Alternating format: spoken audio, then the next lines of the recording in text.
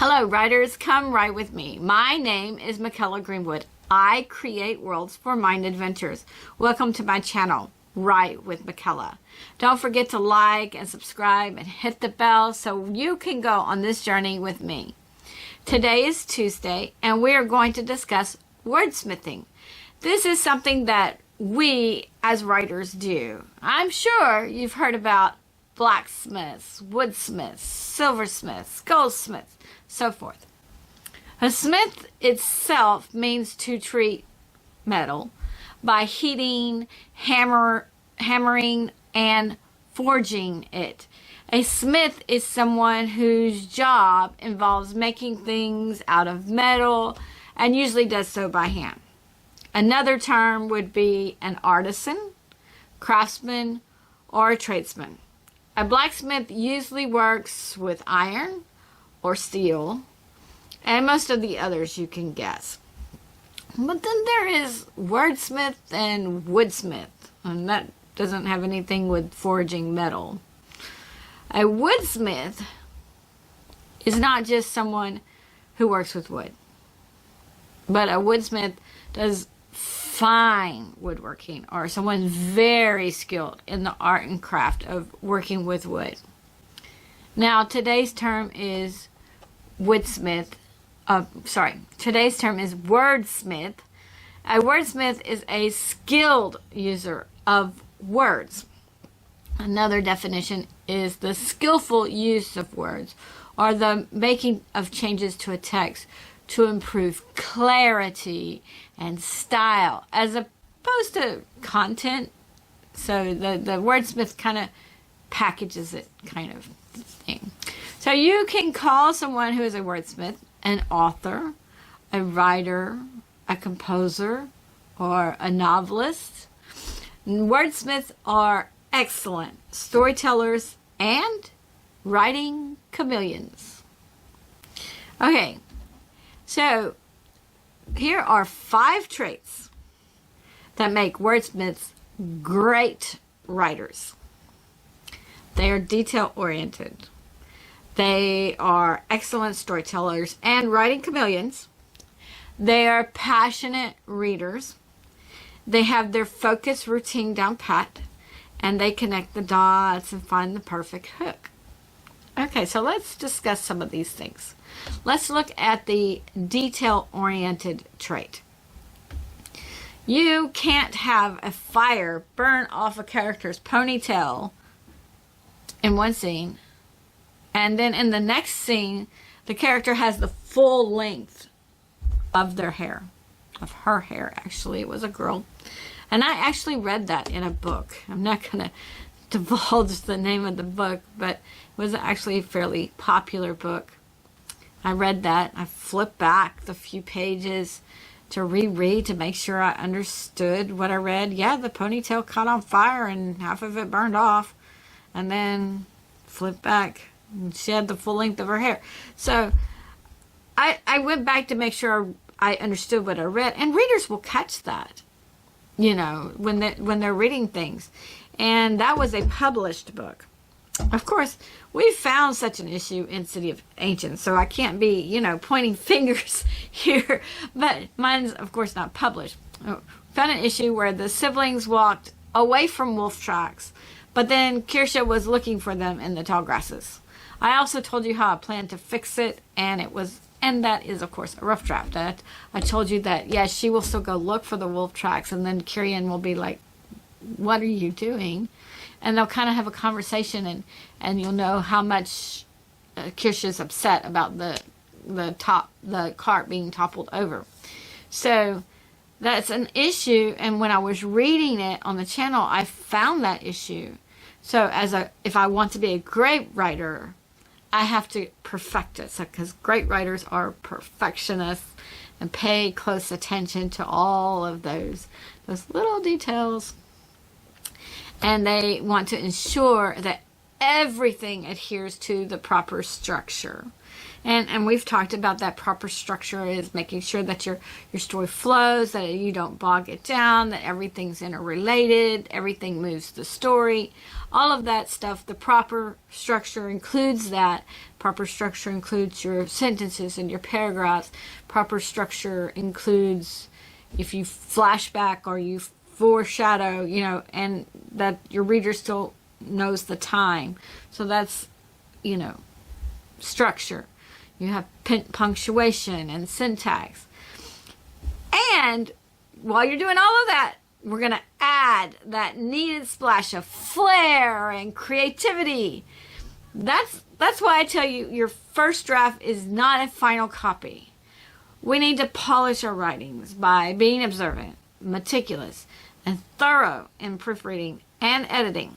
Roald Dahl is, I'm not really sure how to say his name, Roald Dahl. He's a writer. And he said, good writing is essentially rewriting. So you just, first draft, you just pour it all down, then you go through and you read it, and sometimes you're just like, where is that scene? But you need that scene to tie things together. So you have to rewrite. There is definitely that rewriting, and then pick up the details as you read it to see if everything is there, to see if everything is connected, see if you spelled the right there, spelled the right your, the right to, some of those homonyms and things that we've talked about before in one of the episodes, to make sure you have the right word, the homograph, homophone. There was a couple of mistakes in one of my books. I spelled the word shoulder instead of soldier. So I had to fix that. And Google or Microsoft Word doesn't catch those kinds of things because I spelled shoulder correctly. The second trait of being an excellent storyteller goes into having a narrative. Our writing needs to tell a story. And we can never underestimate the power of a good story. While having good or impeccable grammar and doing thorough research by checking all our facts, to be truly great, magnetic writers, we need to combine this into a compelling, memorable narrative that keeps our readers hooked, regardless of the topic or the length. Now, we talked about writing chameleon. Okay, this goes into being able to change our hats or mindsets with the different stages of the process. So you put on the hat, and I'm very big. Putting that first hat on to just write in the beginning. Just write. So you put on that creative hat, creative brainstorming face. And then you take off that hat and put on the hat where you have the plot. And that's the sequence of events and the interrelated. So you make sure that you have all the elements of your plot and all the interrelatedness that you need. Then you take off that hat. And of course, the plot helps you build your structure and your paragraphs and your chapters. Then you put on your English teacher hat when you want to edit your spelling and your grammar. And, of course, the grammar is that passive voice and those dangling modifiers that we talked about. So you need to edit that. So you have all these hats. So, you're a chameleon. When you put on a different hat, you're a writing chameleon there. You're changing your task. And all the while, you're not forgetting to create characters, weather, observations, emotions, communication, and still build your story to the climax of that story. One book I read actually suggested doing the creative part in the morning, the creative phase in the morning, and then in the evening do the mundane editing. So you had that different hat in the evening. And you have to figure out for yourself what works for you. Some of us are very creative in the morning. Some people sing in the shower, but they wouldn't sing in the afternoon. You've got to find your groove and do things when you feel like you need to. So you have your creative phase, you have your mundane phase. If you're going to be editing You know, maybe for you, you need to be fresh and awake and alert to do the editing. And you can create anytime. Maybe it's the other way. Maybe when you're fresh and you're awake and you're alert and you have that first cup of coffee, then you can sit down and write, drop your 500,000 words down, and then in the evening you can go back through and read like you would just a story and say, okay, that doesn't work, change that word, put in that comma, that kind of thing. So you figure out what works for you. As a writing chameleon, you decide when to change your hat. And thankfully, Microsoft Word helps with some of the grammar, like passive voice, not the homonyms. The third trait is to be a passionate reader. Why? Why do I have to read? I just want to write. Okay. As we read, we get ideas. We go places. We learn things. I think we also need to try different things and travel if we can. If we don't do these things, then our writing will become mundane, repetitive. But the more you read and experience life, the better exposure you'll have to a broader vocabulary, interesting perspectives, you know, see the different perspectives, and innovative ideas that could potentially shape your writing, just like a carpenter who works as an apprentice and studies the masters. We should read and study other authors, good and bad. And that will show us what to do and what not to do. When I, as a reader, I'm flipping back to see if something fixes or is inconsistent, you know, if it's inconsistent, then I see that I don't want to do that as a writer. I don't want my readers to have to flip back and say, well, this doesn't make sense. She had, like, I guess we read Tahia, and it was like supposed to be 4 characters or 4 people in Chelter's group, including Chelter, and then all of a sudden there were 3. Yeah, the reader picks up on that because they get involved in your story. So you have to make sure that it is consistent and it's not contradictory between scenes of what's going on. So read books. If it's good, note down what you liked. Note down what you would like from that book. You know, these kind of characteristics, or this is what they did. That's how I want to write. You read something you don't like. Okay, what turns you off? Why don't you like that? And it could be the voice of the writer. It could be the style of writing. But it could be that their facts are not right. So you pick up on what bothered you and you make sure that is taken out of your story. The fourth trait is really hard in today's world with so many things competing for our attention. We have limitless distractions pulling us away from our dreams and our stories. So, you know, here's a phone. Oh, let me go check this. Let me go check that. It just beeped. Well, when you're writing, that beep and that constant going over to that phone disrupts that creative process. And it can kill it after a while if you get interrupted too many times. So, a writer's ability to focus is a precious resource.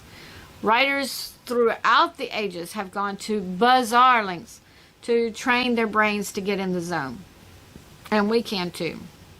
At one point, I was going through my divorce, and it was just really hard. So I went for the weekend, and I did a bed and breakfast. I rented a bed and breakfast. And it was in a small town, and there wasn't a lot of sights to go see, but I didn't go to go see sights. I went to have a little room and have somebody fix the breakfast for me, and I just wrote. And I got 20,000 words down that weekend. That was a great weekend. So we had to find, and that might be bizarre because I don't do that all the time, but we need to figure out what works for us. We need to find those things that work. The world's best writers find their groove and stick with it. Okay, I need to get up an hour earlier. I'll do that. I need to go to bed an hour later instead of the hour earlier. Do that. I need to have my cup of coffee. Then do that. What works for you? You have to figure that out. It's going to be different for every person. Now, the last trait that makes us wordsmiths good writers is that writers connect the dots and find the perfect hook. Okay, impeccable writers are writers who connect the dots. All of our scenes have to be interrelated with no loose ends. Now, you might have some comic relief in there or whatever. Maybe it doesn't seem to move the story, but maybe it breaks the tension. So it still is a dot that's connected and it still serves a purpose. So comic relief maybe not need to be tied in, but a lot of things need to be tied in. And you don't want your readers to be like, well, what happened to this person? Or what happened to this? And the building was on fire when they left. Did it collapse? Or, the readers want to know everything. And you can't give them everything. But you try to tie up as many loose ends as you can. Now, I've taught you to tap into emotions and to bring your characters to life. Or I've tried to instruct us to do that or encourage us to do that. So we need to hook our audience by grabbing their attention and keeping it. So, you have some action or some kind of something that entertains, some comedy or whatever that entertains, that hooks your readers. And you want to keep this attention once you get it. So we can grab the attention in our first scenes, but keep the attention when our readers have an emotional attachment to our characters. Once they fall in love with the character, or maybe if they really hate it, just like they just want to see the demise of the character, whatever it is, whatever that emotional that will keep them reading, and they'll read through the activity and through the rest and stuff like that. So now we talked a lot about wordsmithing, a lot about being a good writer and what it takes. So that was all the overview. What are some of the things we as wordsmiths are actually doing? Well, we have characters who are moving through a plot, and they will have to flatter, threaten, request, demand, insult, praise, inform, deceive, wheedle, cajole, etc. to work towards the end. Our words have to demonstrate what they're doing there. Your reader will have a sense of when your characters are serious, scared, angry, happy, joking, sad, or just tired. All the while, as writers, we will paint pictures with our words to create worlds for our readers to enjoy. Our readers want something entertaining, or they want to escape mundane daily life or stressful daily life. And our worlds that we create should provide that for them in the way that we craft our stories. Our stories are art. Our stories, we are craftsmen.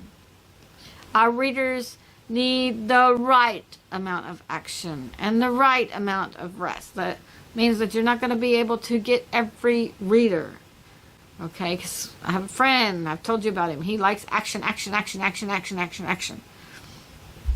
That's a lot to put into a story, to have things going, and it gets to the end of the story too soon if you do that.